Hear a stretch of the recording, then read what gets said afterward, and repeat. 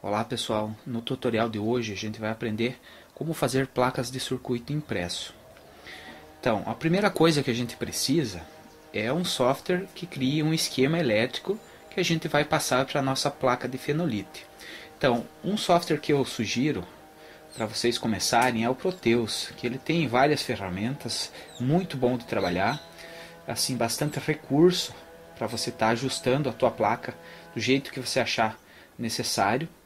Então, nesse projeto de hoje, a gente vai estar montando um pequeno circuito eletrônico de um robozinho seguidor de linha. Então, aqui eu já tenho o circuito montado no Proteus. Não vou me atentar aos detalhes, né, de todo o circuito e fazer as explicações de sempre, porque o intuito desse vídeo não é esse. É simplesmente demonstrar como é feito o processo de produção de placas de circuito impresso. Então, já fiz o meu circuito, o desenho esquemático, já fiz a placa propriamente dita. Agora eu vou produzir o layout que eu vou passar para a placa de circuito propriamente dito, né? Antes de fazer isso, inclusive, a gente pode visualizar em modo 3D, né, para ver se a disposição dos componentes que você colocou é satisfatória, se não é. Porque às vezes a gente faz a placa, acha que está muito legal, quando vê, na hora que vai colocar os componentes, viu que poderia ter colocado em outro ponto algum componente, não ficou interessante. Então é bem importante a gente fazer essa visualização em 3D. E aqui no caso o Proteus tem essa ferramenta que auxilia bastante. Mas vamos ao que interessa. Bom, já produzimos a nossa placa aqui. Agora, importantíssimo é como que a gente vai fazer a impressão desse layout no papel e principalmente qual é o tipo de papel que eu vou utilizar. Então, nesse caso, a dica que eu dou é utilizar esse papel aqui. Esse papel parece sulfite, mas não é. O nome dele é papel Verger. Se vocês observarem, ele tem uma camadinha que parece até um plástico por cima, só que não é um plástico. Então é bem liso. Diferente do papel sulfite. O sulfite já é mais áspero. Então, se a gente fizer a impressão no sulfite e tentar fazer a passagem da parte do toner que vai estar colocada aqui no sulfite para a placa, não vai sair. Agora, se a gente pegar no papel Verger, ele vai sair perfeitamente. Então, não é um papel muito caro, você acha em qualquer papelaria e é excelente para produzir placas de circuito impresso. Então vamos fazer a impressão. Então, outra dica que eu dou é não utilizar a folha inteira, tá? Se eu vou fazer uma placa pequena, não tem o porquê utilizar a folha completa. Então eu vou fazer o quê? Eu vou pegar a folha de sulfite e vou fazer a impressão no sulfite primeiramente. Bom, o papel sulfite já está colocado na impressora, agora a gente vai fazer a impressão. Então vou aqui, nesse primeiro menu, na parte aqui de layout, e aqui que é importantíssimo a gente selecionar o ponto certo. Ó. O que eu digo para vocês, selecionar esse layout que já foi formado aqui e deixar um pouquinho mais no centro da folha. Isso vai facilitar bastante. Agora, nas configurações aqui, vamos colocar simplesmente as linhas, né, as trilhas.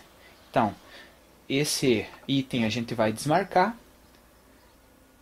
E o segundo também, só deixa marcado o primeiro. Aqui, todas as demais configurações deixa como está.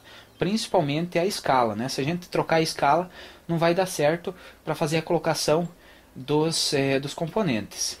E é interessante deixar marcado aqui essa borda, porque daí fica fácil para a gente fazer o corte da placa. Então, tá aí, montadinho. Ok, vamos imprimir.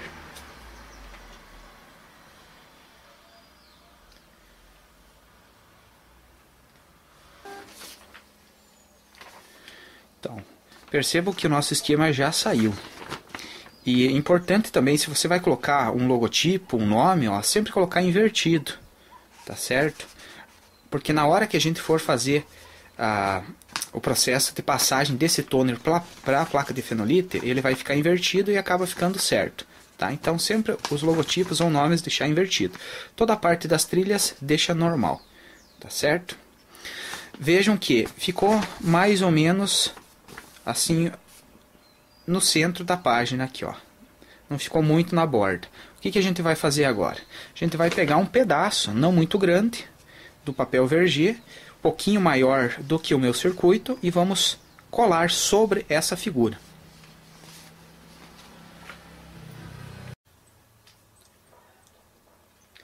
Então, depois que a gente fez a impressão, é só colocar um pedacinho aqui do papel verger sobre a parte impressa, tá? Só que deixando uma pequena beiradinha de um lado, do outro, assim nas extremidades, porque a gente vai envolver a placa de fenolite posteriormente. Então tá aí. Agora a gente vai colocar novamente na impressora, lembrando que tem que ser só impressora a laser, né? Se for jato de tinta não dá certo. Então vamos fazer a impressão agora sobre o papel verger. Para fazer a impressão sobre o papel verger, então a gente vai novamente aqui na saída, né, o layout de saída, e não altera nada, a não ser essas caixinhas aqui, ó, tá? Agora a posição que a gente colocou anteriormente, o layout, deixa como tá. Então, só alteramos essas duas caixinhas e agora vamos imprimir novamente.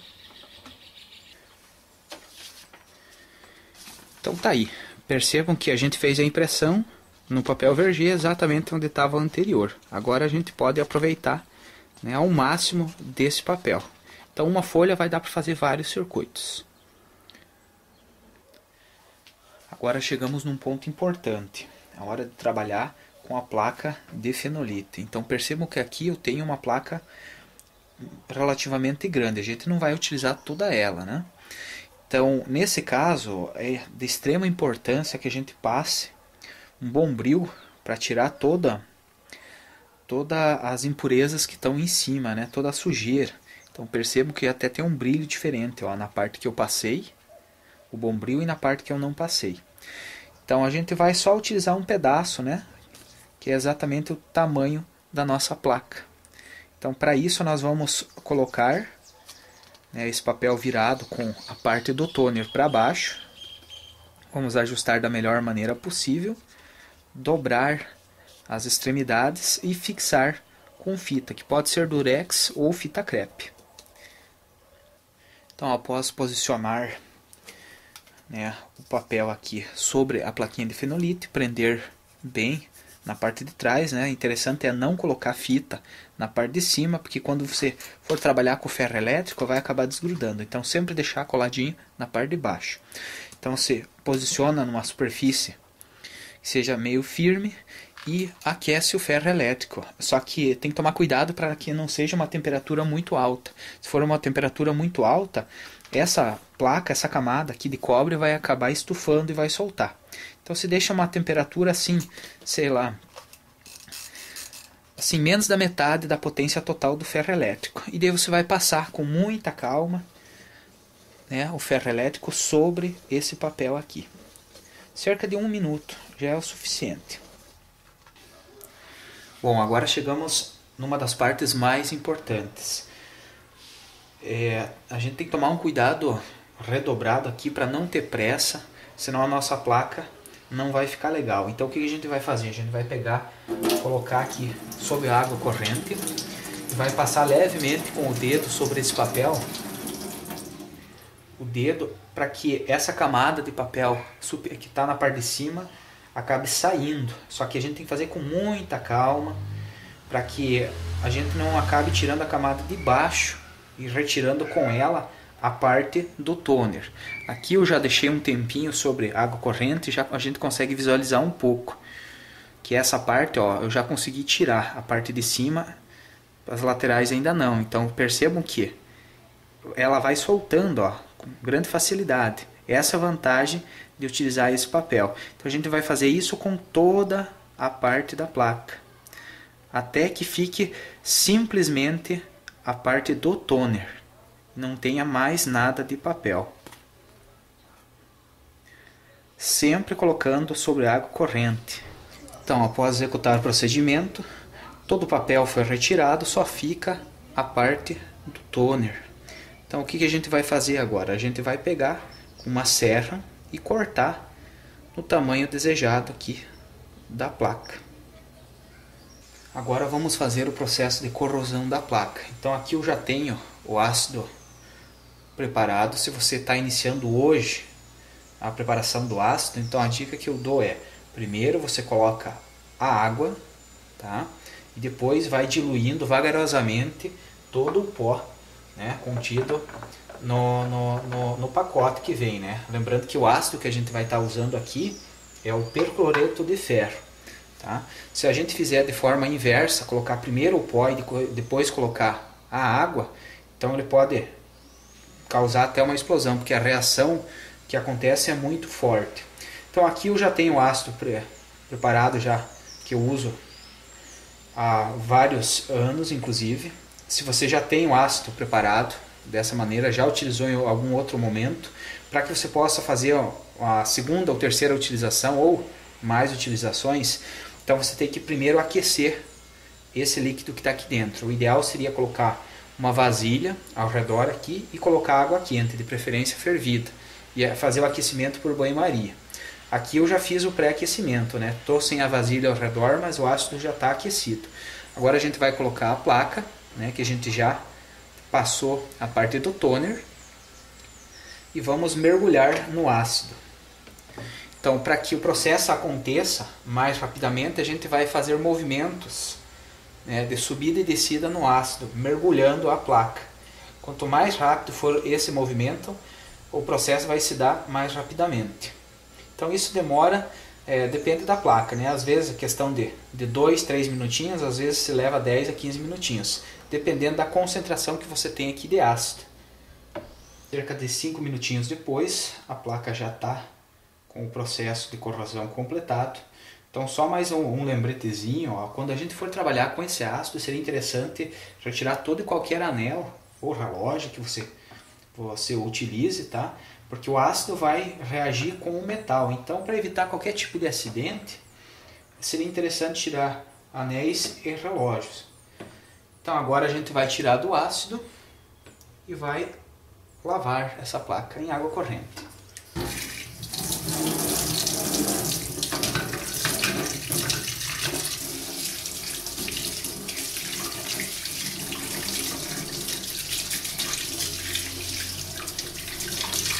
Depois que você certificar que o processo de corrosão aconteceu perfeitamente, é só retirar o barbantinho. Então está feita a nossa plaquinha, ainda está com a parte do toner, né? Que o objetivo do toner é justamente esse, né? Fazer com que a corrosão só aconteça nos pontos onde está a parte do cobre à mostra. Onde tiver o toner, ele não vai corroer. Então agora a gente tem duas possibilidades. Uma, deixar a plaquinha no sol para secar, e a outra passar com um secador de cabelo, que eu acho mais interessante, que daí ela seca mais rapidamente. Para logo após a gente passar o bombril e retirar essa parte do toner e deixar finalmente só a parte de cobre à mostra. Então todo o processo de corrosão já foi feito, a gente já fez a limpeza da plaquinha com o bombril, então percebam que agora já está com a parte de cobre à mostra, tá? A gente tem que tirar toda essa parte do toner, porque senão a gente não consegue soldar. Então percebam que o serviço final aqui, o produto final ficou de excelente qualidade. Depois que a gente faz a limpeza, a gente faz o processo de perfuração. Para que a gente possa fazer isso, inclusive eu já fiz, né? A gente tem duas possibilidades: utilizar um perfurador manual, que eu não recomendo muito, ou utilizar uma pequena furadeira, como essa aqui, que o custo dela não é tão grande, mas o benefício é muito bom. Por quê? Porque normalmente a gente está fazendo a plaquinha, fez todos os pontos, perfurou, começa a colocar os componentes, e quase que 90% das vezes um outro pontinho ali passou despercebido e você não fez a perfuração. E daí quando você já tem os componentes colocados, você vai colocar com o perfurador manual, às vezes não tem como, vai danificar a placa, você tem que tirar componentes. Então com essa furadeirinha aqui fica super tranquilo, né? Mesmo que você já tenha colocado todos os componentes na tua placa, só faltou um outro, por causa que faltou um buraquinho aqui, você faz a perfuração logo após, tranquilamente, sem maiores dificuldades. Então agora vamos à parte divertida, né? Colocar os componentes na placa e fazer a solda.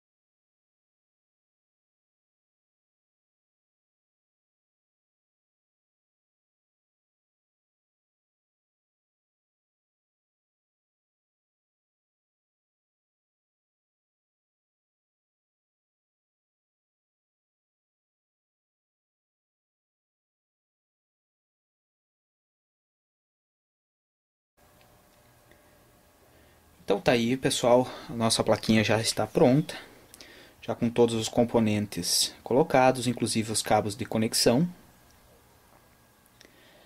Espero que vocês consigam montar suas próprias placas. Qualquer dúvida é só deixar uma mensagem no canal.